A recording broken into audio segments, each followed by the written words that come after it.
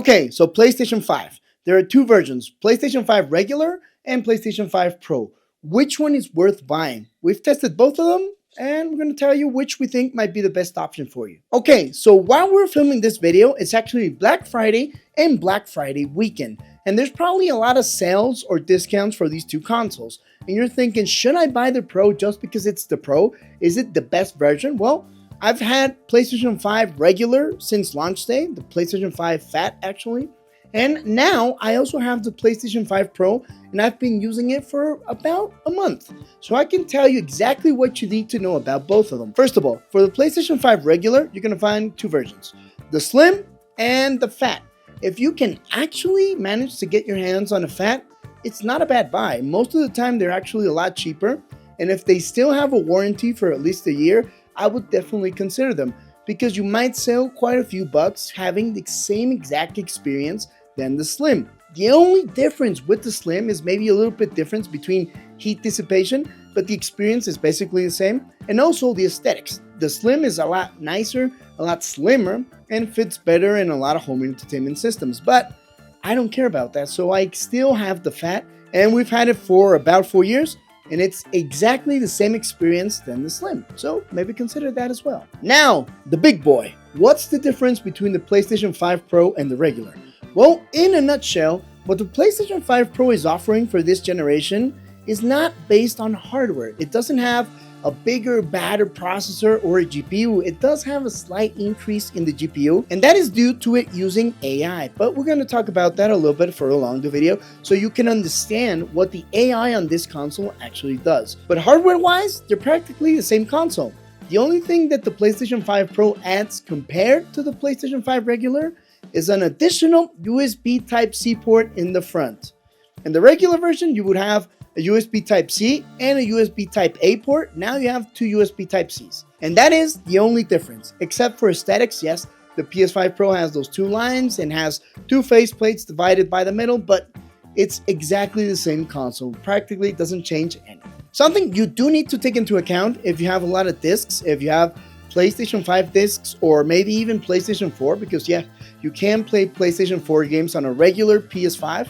Well, the PS5 Pro does not have a disc drive, so you can't play physical games unless you purchase it separately. So that might actually be a deal breaker for a lot of people, because I know a lot of people still have their discs and you would have to spend, I think it is another $100 so you can play physical discs on your PS5 Pro, which I think is way too much money and should have been included. Also, the controller that's included with the PS5 Pro is not the DualSense Edge. We all wanted that, and that would have made a lot of sense and maybe would have justified the $700. But no, you have a regular DualSense, so don't even count on a Pro controller. Now, what does the PS5 Pro do compared to the PS5 regular? Well, I told you it has AI, right? But what does the AI do on this console? Well, in most games, what you're going to find is the option where you used to have to choose between performance and maybe aesthetics, where you could actually have better resolution but would have to sacrifice frames per second.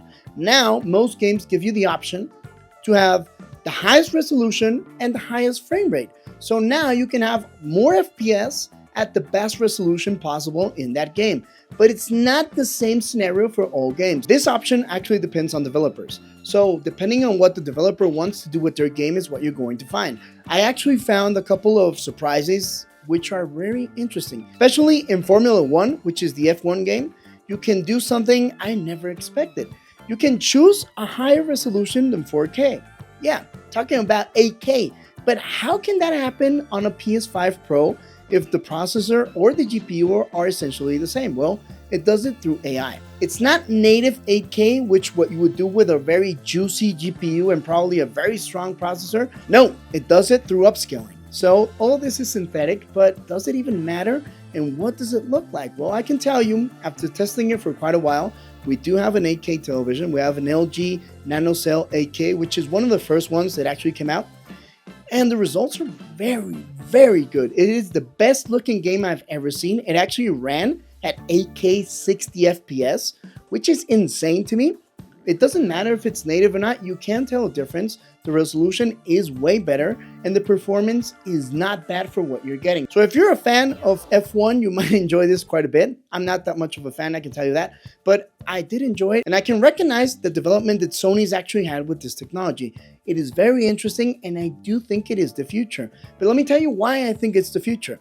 Because instead of maybe investing in juicier and bigger processors and also GPUs, you can do it through all AI. And that way you can reduce costs and also maybe make 8K finally the industry standard. Because 8K has been out for quite a while now.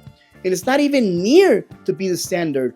Actually, 4K is barely actually becoming the standard for everything. Now, 180p televisions are actually starting to disappear. HD is not a standard anymore and does look a lot lower quality to what we're actually used to.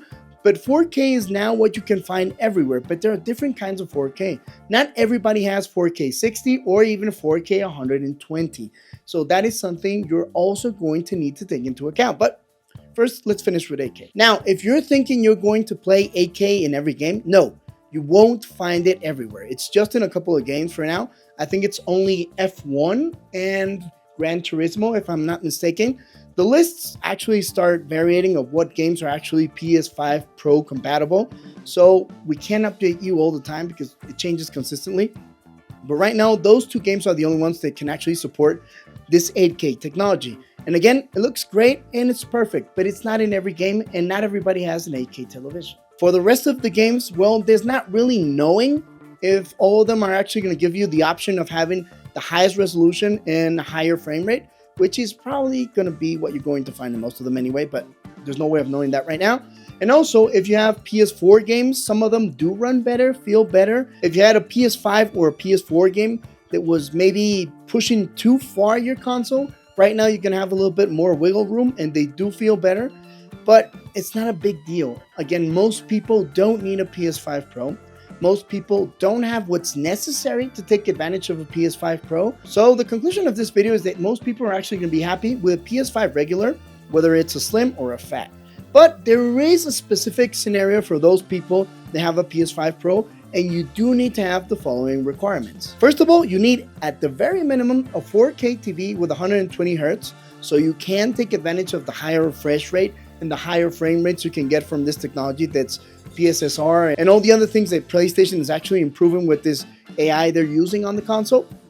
If you don't have that, it's not even worth it because you can't really use all the functions. You're going to end up buying another TV so you can take the most advantage of your PS5 Pro, which is not that big a difference with the PS5 regular. So now you see where I'm going.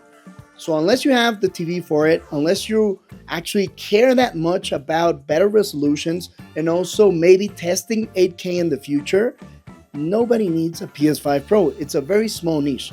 I'm planning on keeping it because apparently now you can have more than one PlayStation on your account and play Warzone linked, which is a pretty cool feature. In the past, with the PS4, you couldn't actually have more than one console, fun fact. So now you can have two of them in the same household and play Warzone, which is pretty neat.